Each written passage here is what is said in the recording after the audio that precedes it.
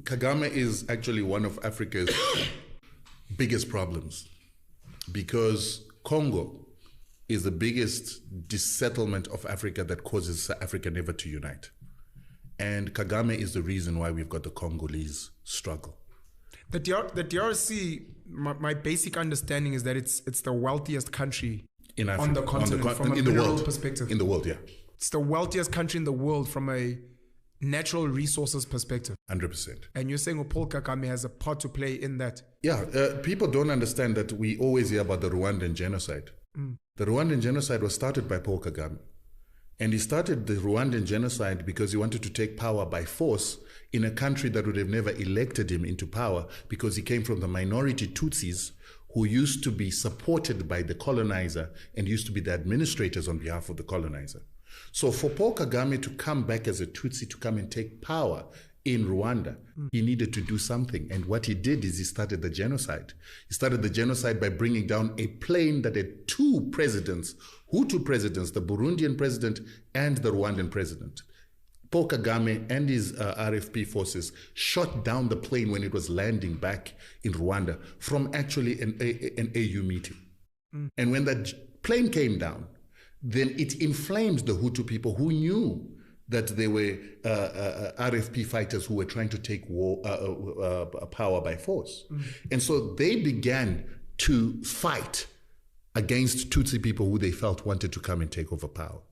While they were doing that, Paul Kagame himself sent his forces to murder his own Tutsi people on a whole-scale level to make it look like a genocide so that he could then have his forces come into Rwanda and take over power militarily under the guise of stopping a genocide against Tutsis. These are all things that are factual. Well documented. Jeez. It is actually something that the International Court of Justice wanted to persecute him for, and then the Americans covered up for him and the French covered up for him so that it wouldn't come out.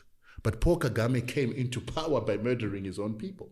Then when he did that, he then took Laurent Kabila, who was now living in Rwanda, to go and take over power from Mobutu Sese Seko. These are the leaders in the DRC. This was in the DRC. And the arrangement that he had with Mobutu is once you're in power, you need to bring some of my own people into your system. And the reason why he wanted to bring his own people into the system is that the Tutsis see themselves as a superior people to Bantus.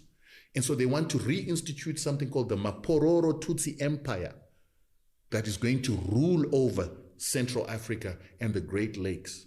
Because if you look where they came from in Uganda, Museveni is Tutsi. And he is the one who trained together with people like Paul Kagame in Tanzania together with our liberation fighters. And when they came from those liberation camps, then Museveni went and took power from Obote, and then he put people like Kagame and the Hutus and the Tutsis into his army and intelligence. They then started murdering non-Tutsis who wanted power in Uganda because they were majorities. And that's how Museveni becomes the president of Uganda as a Tutsi, and then he begins to assist Kagame together with the Europeans, the Americans, to then create a force that is going to take power in Rwanda. And then they must take power in Rwanda, instill a Tutsi in Burundi, and instill a Tutsi in Congo. So when they then succeeded in getting what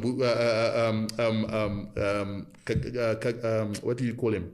Kabila into power, Kabila refused to put Tutsis into his government. And when he refused, then Kagame and Museveni then sent their armies and rebels into Congo with an intention to remove Kabila.